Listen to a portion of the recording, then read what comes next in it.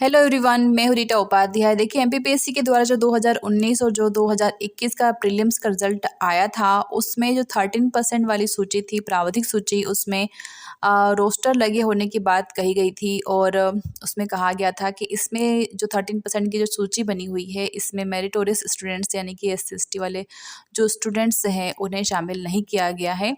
और इसी संबंध में एक याचिका लगाई गई थी हाई कोर्ट में, जिसका डिसीजन आया है 16 फरवरी को। और हाई कोर्ट ने उस डिसीजन में क्या कहा है और छात्रों के द्वारा क्या मांगे रखी गई थी, जानेंगे सब कुछ आज के इस वीडियो में। पर उसके पहले आपसे एक रिक्वेस्ट है कि प्लीज़ वीडियो को अंत तक ज़रूर देखिएगा, क्योंकि बीच में से अगर आप देखते हैं कोई भी चीज़ तो आपको समझ में नहीं आती है और फिर आप मुझे उल्टे से उल्टे कमेंट्स करते हैं।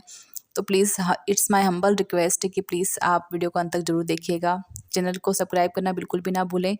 बेल आइकॉन ज़रूर प्रेस कीजिएगा, लाइक कर दीजिएगा और शेयर कर दीजिएगा।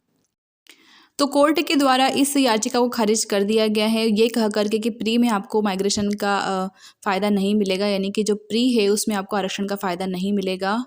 सिर्फ ये स्क्रीनिंग टेस्ट होता है प्रीलिम्स, इसीलिए इसके मार्क्स जो है वो आगे आने वाली एग्ज़ाम्स में नहीं जुड़ते हैं। ये कह कर के उन्होंने इस जो आरक्षण है उसे प्रीलिम्स से हटा दिया है। और 13% जो सूची बनी थी रोस्टर के साथ, उससे उन्होंने सही माना है, यानी कि एमपीपीएससी का जो डिसीजन था उसे यहाँ पर सही करार देते हुए एमपीपीएससी को बाइज़्ज़त बरी कर दिया गया है।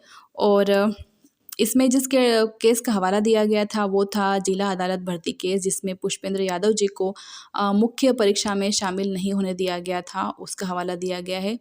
और जो 2015 के जो नियम थे उन्हें सभी को दरकिनार कर दिया गया है। और आपको जानकारी के लिए बता दूं कि जो पुष्पेंद्र कुमार जो थे, उन्होंने खुद ये याचिका लगाई थी कि मुझे आपने मुख्य परीक्षा में क्यों शामिल नहीं किया है, जबकि खंड अदालत जो थी उसमें ये कहा गया है कि तीनों चरणों पर आपको आरक्षण का फ़ायदा मिलेगा। और जो डिसीजन आया था कोर्ट का उसमें भी ये बात कही गई थी 2015 वाले नियम के लिए, कि 2019 वाला जो एग्ज़ाम था अभी हमारा प्रीलिम्स का, उसमें भी ये बात कही गई थी कि जो अनरिज़र्व कैटेगरी के जो पद हैं उसे प्रतिभावान छात्रों से ही भरा जाएगा। तो फिर इस तरह का ये भेदभाव जो किया गया है वो किस आधार पर किया गया है, ये समझ में नहीं आ रहा है कोर्ट के द्वारा ये सब डिसीजन क्यों दिया गया है। पर हालांकि एक बात यहाँ पर यह है कि जो 13% है उसी के लिए उन्होंने ये बात कही है कि उसमें आपको आरक्षण का फ़ायदा नहीं मिलेगा। बाकी जो 87% वाली लिस्ट है उसके लिए उन्होंने कुछ भी नहीं बोला है कि इसमें आपको मिलेगा या नहीं मिलेगा। वो अभी संदेहास्पद है वो वाक्य उनका कि वो इसमें क्या करने वाले हैं। और जो 87% चुकी है उसमें रोस्टर नहीं लगा हुआ है, उसमें सभी को शामिल किया गया है। और कोर्ट के द्वारा 87% वाली जो लिस्ट है उसी को 100% माना गया है, 13% की कोई वैल्यू नहीं है कोर्ट के हिसाब से। और एक बात यहाँ पर यह है कि जो 87 और 13% वाले जो लिस्ट हैं, अब उससे भी कोर्ट ने क्या कर दिया है, मान्य कर दिया गया है। और कोर्ट के हिसाब से ये दोनों लिस्ट अब जारी रहेगी जब तक कि ओबीसी केस का सॉल्यूशन कुछ नहीं हो जाता है। तो ये था 16 फरवरी के कोर्ट का डिसीजन।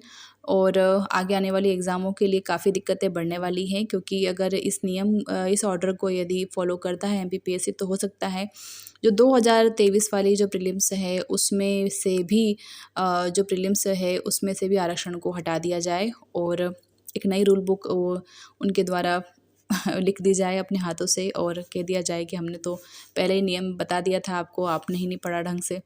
तो ये भी हो सकता है एमपीपीएससी के द्वारा किया जा सकता है। और आपकी क्या राय है इस बारे में आप ज़रूर बताइएगा, और लाइक कर दीजिएगा, शेयर कर दीजिएगा और चैनल को सब्सक्राइब कर लीजिएगा। Thanks for watching.